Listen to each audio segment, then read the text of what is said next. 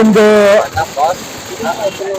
ನಮ್ಮ ಕರ್ನಾಟಕ ರಾಜ್ಯದ ಏನು ಮಾದಿಗರ 35 ವರ್ಷಗಳ ಒಂದು ಹೋರಾಟದ ಏನು ಫಲ ಇತ್ತು.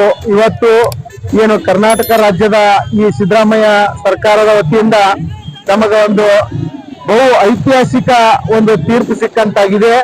ನಿಜವಾಗ್ಲೂ ಹೇಳ್ಬೇಕಂತ ಹೇಳಿದ್ರೆ ಬಹಳ ಸಂತೋಷದ ವಿಷಯ.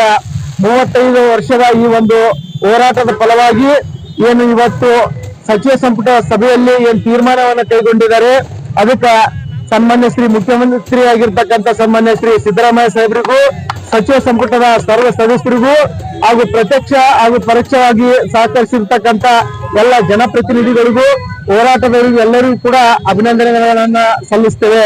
ಯಾಕಂತ ಹೇಳಿದ್ರೆ 15% ಏನು ಬಲಗೈಗೆ 5.25 ಹಾಗೂ ಎಡಗೈಗೆ 5.25 ಹಾಗೂ ಇತರಿಗೆ 4.5, 15ರಲ್ಲಿ 15% ಯಾರಿಗೂ ಕೂಡ ತೊಂದರೆಯಾಗದ ರೀತಿಯಲ್ಲಿ ಎಲ್ಲರಿಗೂ ಕೂಡ ಸರಿಸಮಾನವಾಗಿ ಹಂಚಿ ಏನು ಇಡೀ ಕರ್ನಾಟಕ ರಾಜ್ಯದ ವಿದ್ಯಾರ್ಥಿಗಳ ಒಂದು ಭವಿಷ್ಯದ ಹಿತದೃಷ್ಟಿಯಿಂದ ಏನು 52,436 ಪೋಸ್ಟ್ ಅನ್ನು ಕರೆದಿದ್ರು.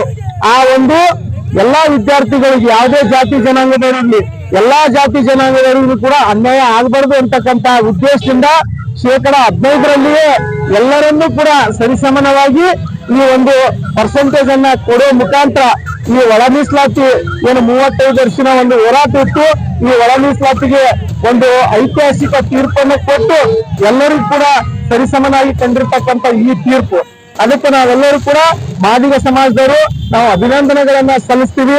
ಅದರ ಜೊತೆಗೆ ಏನು ಅಂತಂದ್ರೆ ಏನು ನಮ್ಮ ಸಮಾಜದ ಹೋರಾಟಗಾರರು ಇವತ್ತು ಯಾವುದೇ ಪಕ್ಷ ಇರಲಿ, ಇವತ್ತು ಸನ್ಮಾನ್ಯ ಶ್ರೀ ಮುಖ್ಯಮಂತ್ರಿ ಆಗಿರ್ತಕ್ಕಂಥ ಸಿದ್ದರಾಮಯ್ಯ ಸಾಹೇಬರಿಗೆ ಕಪ್ಪು ಬಟ್ಟೆಯನ್ನ ತೋರಿಸಿ ತಿಂಗಳಗಟ್ಟಲೆ ಜೈಲಿನಲ್ಲಿ ಇರ್ತಕ್ಕಂಥದ್ದಾಗಿರ್ಬೋದು.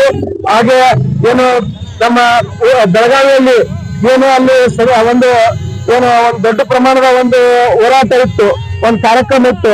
ಅಲ್ಲಿ ಎಷ್ಟೋ ಜನ ಸಾವನ್ನಪ್ಪಿರ್ತಕ್ಕಂಥಾಗಿರ್ಬೋದು, ಎಷ್ಟೋ ಪೊಲೀಸ್ ಅವರಿಂದ ಲಾಠಿ ಏಟು ತಿಂದಿರ್ತಕ್ಕಂಥದ್ದಾಗಿರ್ಬೋದು, ಜೈಲಿಗೆ ಹೋಗಿರ್ತಕ್ಕಂಥದ್ದಾಗಿರ್ಬೋದು, ಬಹಳ ಕಷ್ಟ ನೋವುಗಳನ್ನ ಅನುಭವಿಸಿ ಇವತ್ತು ಈ ಒಂದು ಹೋರಾಟಕ್ಕೆ ಒಂದು ಜಯ ಸಿಕ್ಕದ.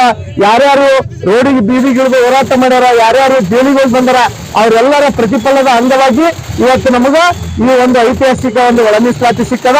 ಅದಕ್ಕೆ ನಾವು ಸಂಪೂರ್ಣವಾಗಿ ಎಲ್ಲ ಜಾತಿ ಭೇದ, ಎಲ್ಲ ಪಕ್ಷ ಭೇದ ಎಲ್ಲವನ್ನು ಕೂಡ ಮರೆತು ಕರ್ನಾಟಕ ರಾಜ್ಯದ ಏನು ಮುಖ್ಯಮಂತ್ರಿ ಆಗಿರ್ತಕ್ಕಂಥ ಸನ್ಮಾನ್ಯ ಶ್ರೀ ಸಿದ್ದರಾಮಯ್ಯ ಸಾಹೇಬರಿಗೆ ಹಾಗೂ ಸಚಿವ ಸಂಪುಟದ ಎಲ್ಲಾ ಸರ್ವ ಸದಸ್ಯರಿಗೂ ಈ ಸರ್ಕಾರಕ್ಕೆ ನಾವೆಲ್ಲರೂ ಕೂಡ ಅಭಿನಂದನೆಗಳನ್ನ ಸಲ್ಲಿಸ್ತೀವಿ.